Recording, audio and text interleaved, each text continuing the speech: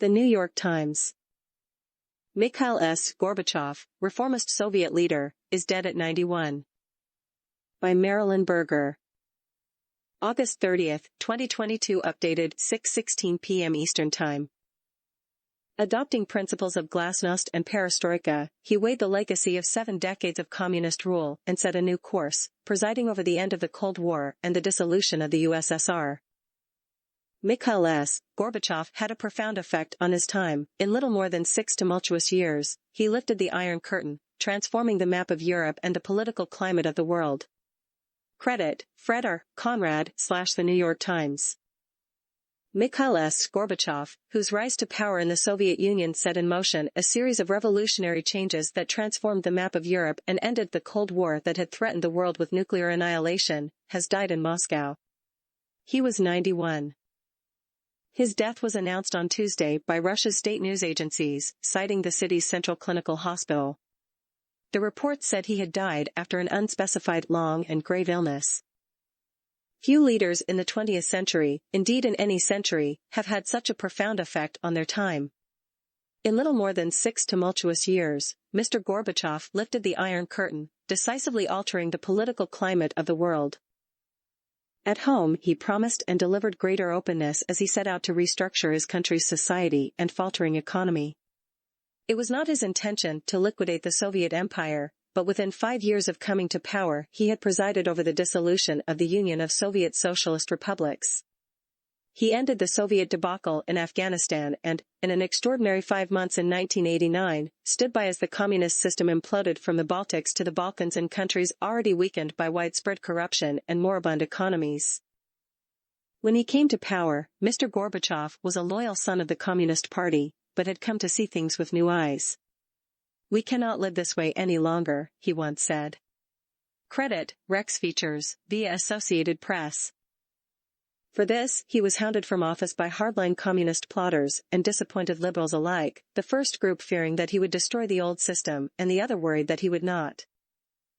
It was abroad that he was hailed as heroic. To George F. Kennan, the distinguished American diplomat and Sovietologist, Mr. Gorbachev was a miracle, a man who saw the world as it was, unblinkered by Soviet ideology. But to many inside Russia, the upheaval Mr. Gorbachev had wrought was a disaster. President Vladimir V. Putin called the collapse of the Soviet Union the greatest geopolitical catastrophe of the century. For Mr. Putin, and his fellow KGB veterans who now form the inner circle of power in Russia, the end of the U.S.S.R. was a moment of shame and defeat that the invasion of Ukraine this year was meant to help undo. The paralysis of power and will is the first step toward complete degradation and oblivion, Mr. Putin said on February 24, when he announced the start of the invasion, referring to the collapse of the Soviet Union. Mr. Gorbachev made no public statement of his own about the war in Ukraine, though his foundation on February 26 called for a speedy cessation of hostilities. A friend of his, the radio journalist Alexei Venediktov, said in a July interview that Mr. Gorbachev was upset about the war, viewing it as having undermined his life's work. When he came to power, Mr. Gorbachev was a loyal son of the Communist Party, but one who had come to see things with new eyes. "We cannot live this way any longer," he told Eduard A. Shevardnadze, who would become his trusted foreign minister, in 1984. Within 5 years, he had overturned much that the party held inviolable. A man of openness, vision and great vitality, he looked at the legacy of 7 decades of communist rule and saw official corruption, a labor force lacking motivation and discipline, factories that produced shoddy goods, and a distribution system that guaranteed consumers little but empty shelves, empty of just about everything but vodka. The Soviet Union had become a major world power weighed down by a weak economy. As East-West détente permitted light into its closed society, the growing class of technological, scientific and cultural elites could no longer fail to measure their country against the West and find it wanting. The problems were clear, the solutions, less so. Mr. Gorbachev had to feel his way toward his promised restructuring of the Soviet political and economic systems. He was caught between tremendous opposing forces, on one hand, the habits ingrained by 70 years of cradle-to-grave subsistence under communism, on the other, the imperatives of moving quickly to change the old ways and to demonstrate that whatever dislocation resulted was temporary and worth the effort. It was a task he was forced to hand over to others when he was removed from office, a consequence of his own ambivalence and a failed coup against him by hardliners whom he himself had elevated to his inner circle. The openness Mr. Gorbachev sought, what came to be known as glasnost, and his policy of perestroika, aimed at restructuring the very underpinnings of society, became a double-edged sword. In setting out to fill in the blank spots of Soviet history, as he put it, with frank discussion of the country's errors, he freed his impatient allies to criticize him and the threatened communist bureaucracy to attack him. Still, Mr. Gorbachev's first 5 years in power were marked by significant, even extraordinary, accomplishments. He presided over an arms agreement with the United States that eliminated for the first time an entire class of nuclear weapons, and began the withdrawal of most Soviet tactical nuclear weapons from Eastern Europe. He withdrew Soviet forces from Afghanistan, a tacit admission that the invasion in 1979 and the 9-year occupation had been a failure.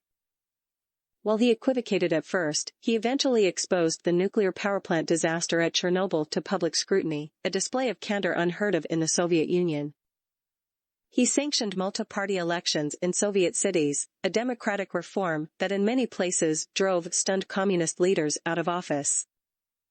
He oversaw an attack on corruption in the upper reaches of the Communist Party, a purge that removed hundreds of bureaucrats from their posts. Mikhail Sergeyevich Gorbachev was born on March 2, 1931. Misha, as he was known, is seen with his grandparents at age 3. Credit, Associated Press.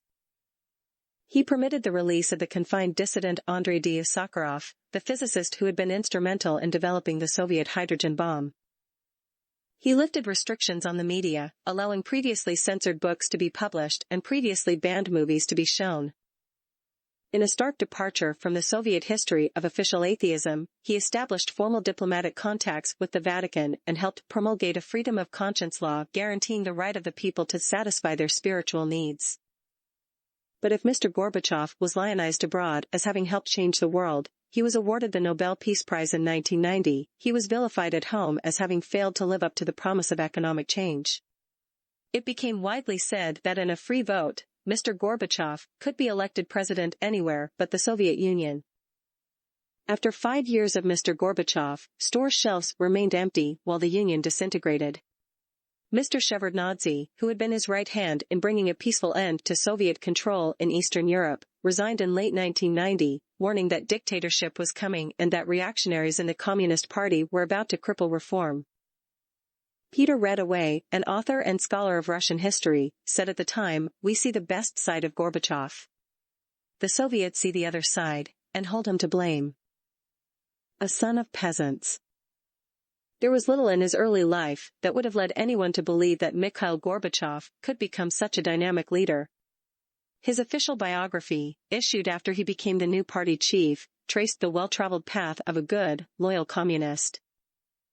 Mikhail Sergeyevich Gorbachev was born on March 2, 1931, in Privolnoy, a farming village in the Stavropol region of the Caucasus. His parents were genuine peasants, earning their bread by the sweat of their brows. During his infancy, the forced collectivization of the land turned a once fertile region into a famine disaster area, the exiled writer and biologist Shursa Medvedev wrote in a biography of Mr. Gorbachev. "The death from starvation was very high," he added. In some villages, all the children between the ages of 1 and 2 died.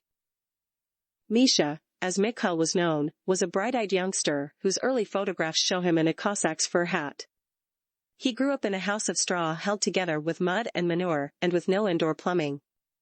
But his family was well respected among the communist faithful. Mr. Gorbachev wrote in his book, Memoirs, that both his grandfathers had been arrested for crimes against the Tsarist state.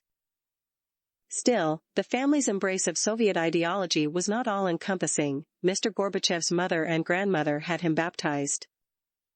After graduating from the village primary school, he attended secondary school in Krasnogvardeysk and joined the Komsomol, the Communist Party youth organization. While his father was at the front during World War II, young Mr. Gorbachev worked as a combine operator's assistant. After the war, he was decorated with the Order of the Red Banner of Labor. In 1950, at 19, he left home to attend Moscow State University, a journey of more than 850 miles that took him through an impoverished countryside, devastated first by collectivization and then by the German invasion in World War II. At the end of the trip was the Strminka, a vast, austere and crowded dormitory, 8 to 15 students to a room, that had been a military barracks in the time of Peter the Great. Once he became a law student, Mr. Gorbachev was permitted to read books, forbidden to other students, on the history of political ideas. He became familiar with Machiavelli, Hobbes, Hegel and Rousseau. Years later, during the meeting of the Congress of People's Deputies that installed him as an American-style president, delegates were seen carrying around copies of the Constitution of the United States and asking American observers about checks and balances. Mr. Gorbachev was the first Soviet leader since Lenin to have studied law, and as a student of courtroom rhetoric he became an effective public speaker. Fellow students recalled him as self-confident, forthright and open-minded, but also quite capable of unscrupulous scheming. In one instance, according to Time magazine, he got himself named consummate organizer for his class by getting his predecessor drunk and then denouncing him at the next day's meeting. Most accounts say that after joining the Communist Party, Mr. Gorbachev was a loyal functionary, although in his book On My Country and the World, he wrote that he had had reservations about Stalin, which he expressed only privately. One evening his friends dragged him away from his books to a ballroom dancing class, where he found himself waltzing with a lively and attractive philosophy student named Raisa Maximovna Titarenko. They began dating. More sophisticated than he was, Raisa took the earnest and still provincial Mikhail to concerts and museums, filling in the gaps in his cultural education. They were married in 1953. But a life in Moscow's more cultivated society was not immediately in the cards. Mr. Gorbachev returned to the provinces in 1955, taking his young wife with him. The next year, he was named first secretary of the Komsomol for the Stavropol region. It was the start of his Soviet political career. He began inching up the ladder in municipal posts, but it would keep him in Stavropol for the next 22 years. By 1970 his stature had grown sufficiently that he was named party chief for the entire Stavropol region, a post equivalent in some respects to the governor of an American state. He also earned a diploma in agronomy and became a reformer, willing to challenge some tenets of a centralized economy. Through a system of offering private plots of land and bonuses, agricultural production increased as much as 50% in some places. But bad weather and breakdowns in the coordination of farm machinery brought more crop failure. Impressed by Khrushchev. A formative influence on the young Mr. Gorbachev was the Soviet leader Nikita S. Khrushchev. Khrushchev's secret speech to the 20th Party Congress in 1956 had exposed the reign of terror of the Stalin era, the purges, mass arrests and labor camps, and changed the complexion of Soviet politics, making a deep impression on Mr. Gorbachev. So had Khrushchev's campaign against corruption, party privilege and bureaucratic inefficiency. Mr. Gorbachev and others of his generation came to call themselves the children of the 20th Congress. Unlike most party functionaries, Mr. Gorbachev made it a practice to spend time with workers. But even more important to his future, his position as Stavropol party chief enabled him to rub shoulders with the party's elite, who came to the region for its spas, some of them reserved almost exclusively for members of the Politburo, the party's ruling body. It was Mr. Gorbachev's task as the local party leader to greet the dignitaries at the train, take them to their dachas, entertain them and escort them back to the railroad station for their return to Moscow.